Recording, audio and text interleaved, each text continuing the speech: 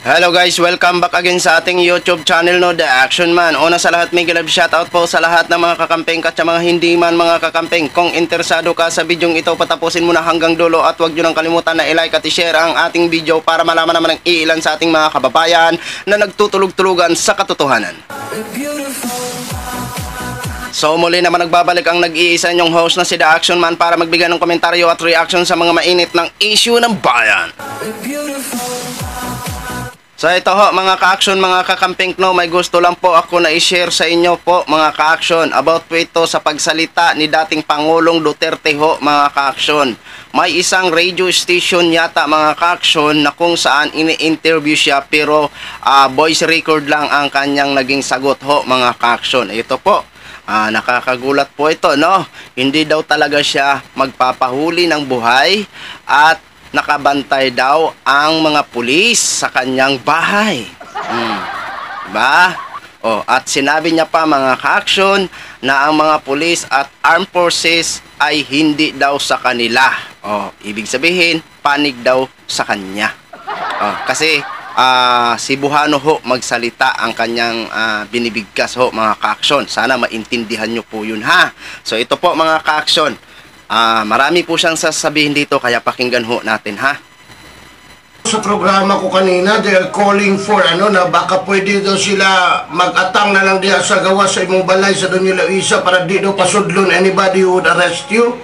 What is your message to them? May mga polis po nakasahid sa ako. Bawaan ninyo kung prangka lang ko pagkasulti kanang armed forces o ang polis dili na ila. So ayan po guys, no, nagsalita na po si PRRD kanina. Yun nga may mga tumatawag daw na concern kay PRRD. Sila po ay nababahala.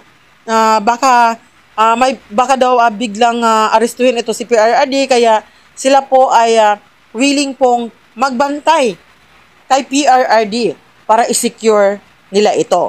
So sabi naman ni PRRD, huwag mag-alala dahil may mga pulis naman daw na nagbabantay sa kanya at huwag din daw mag-alala dahil kaya naman daw niya ang kanyang sarili at hindi din daw siya papayag na mahuli siyang buhay. So eto guys, para mas maintindihan natin, eto, pakinggan po natin ang boses ni PRRD. Good evening, Mr. President. Usi masulti nimo nga i-disband daw ang Task Force Davao, papaulio na daw back to barracks, and usi may tabo sa Davao City ane. Magtuo siguro nila ka tadi ako atong task force para mag-ibog private army ka ibuhat mo sa gobyerno kontra terorismo di ato i-bombas Davao. Wala may labot sa personalidad nga wala ko magkinahanglan og army para to protect myself.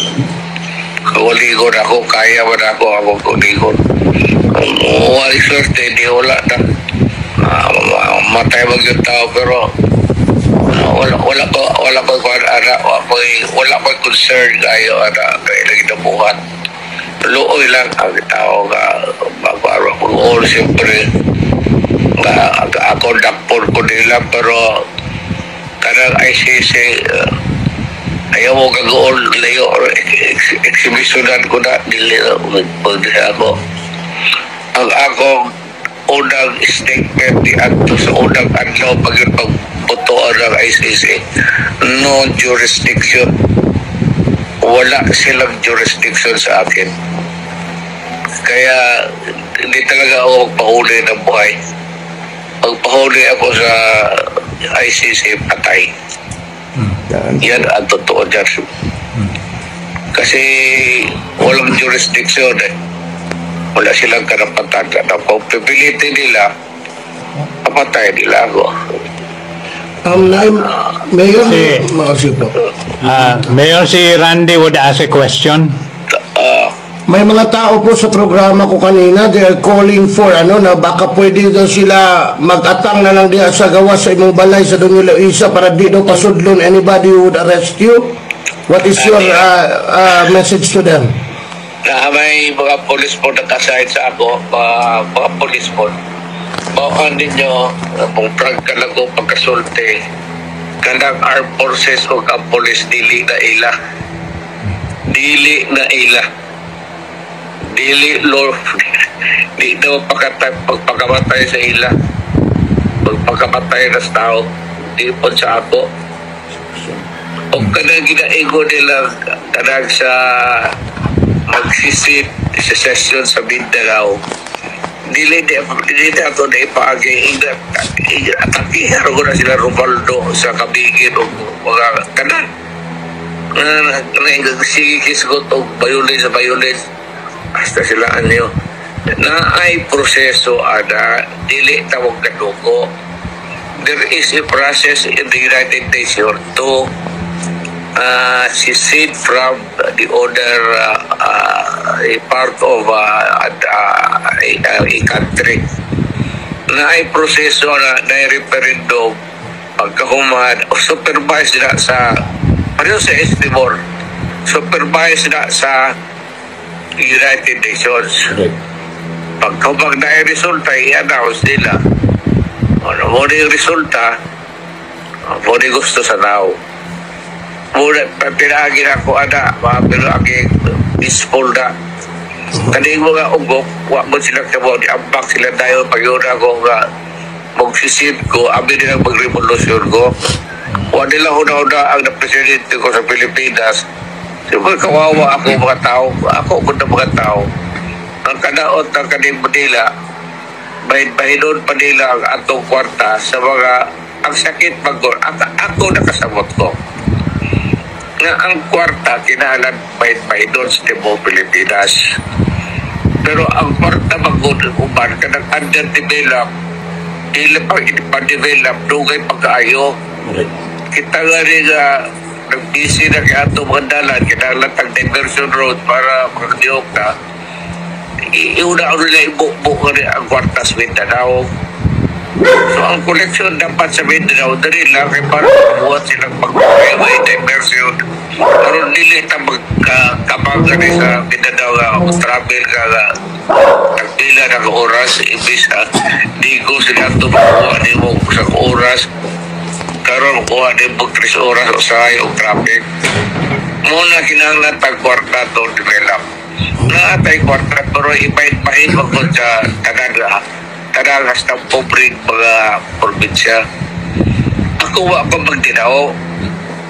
Pero kanang unahon kung ito, ako matang contribution. Hindi aman ang negosyo sa Mindanao. O Manila. Mindanao na mag-Manila ang contest sa Beranay sa negosyo.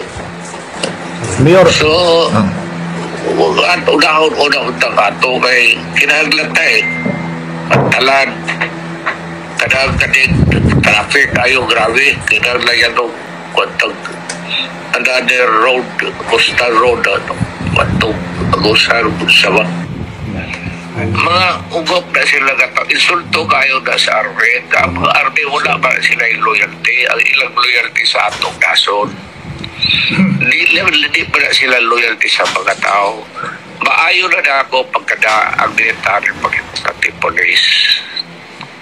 Luag ko ba? Sa ako panahon, luag ko. Mora na naka-diferensya kay sila di ka mauuna ang tao. Huwag ka sila kung mag-agay ka pobrehon. Masundalo na ito puro pobre na. Kaya mga dato na wala na hindi na mo pagkamantay niya na normal right. Nadagan ay pamilya na tanol sa tampo. Kung sila kasabot anay, pagdasa tao, abi nila o hindi mo itong mata-mata, wala mo, hindi mo itong mata-mata o kita pa mo gagoy ng paborang polis na militar naman. Taplat ka rin, ang pagdasa tao, hindi sila kebalo. Kaya, moral sa PNP, boss ko, kataon sila, it would start a bad precedent. Doon kayo pagod sa pwesto na mga barko. Kataon nila, ang PNP ma-insecure, ma-insulto po. Imbis doon na ibog ang doon, pagkausa doon na mga classmates sa PNA, PNA, sa army, na una na karon. Kung init ang ulo nila, wala. Ato na puntas po dito. Muna dia ang delikado. Paranoid lang siguro. Mr. President, kung magpadalag emisaryo si BBM unya, gusto siya makikistorya nimo. Ikaw, Mr. President, makig-istorya ba ka kaniya?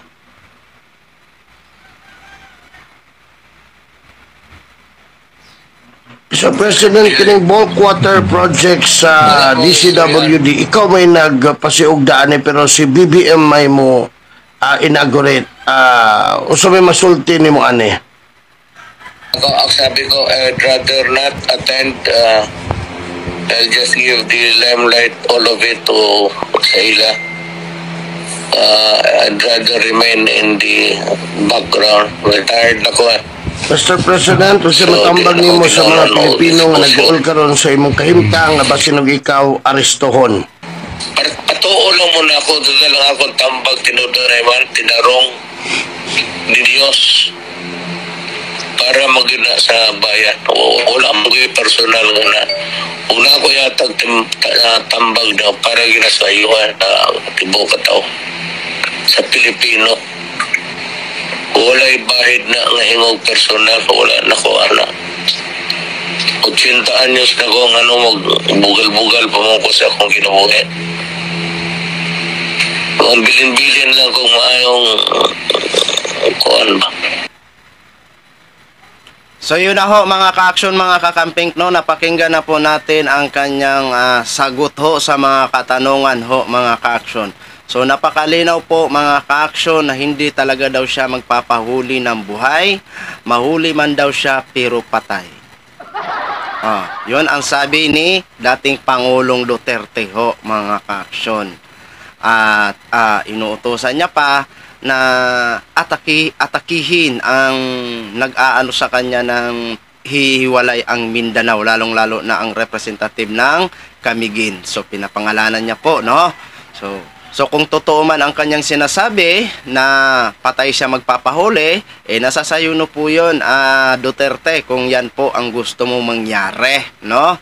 So, malinaw naman po na ang sabi niya, nakabantay daw ang pulis sa kanya, okay? At ang pulis at ang armed forces ay hindi daw sa kanila, o ibig sabihin sa kanya. Diba? So aabangan na lang po natin mga ka-action kung hanggang saan ba talaga itong issue na ito, kung talagang ma-issuehan na nga siya halimbawa ng arrest warrant, kung ito ba talaga ang kanyang gagawin ho mga ka-action. Kaya sa ngayon, nakaantabay po tayo kung ano po ang mga susunod na mangyayari o mga eksena ho mga ka-action. So maraming salamat po sa ating mga viewers Luzon, Visayas at Mindanao all over the world. Ako po ang inyong lingkod, si The Action Man. Have a good day everyone. Beautiful.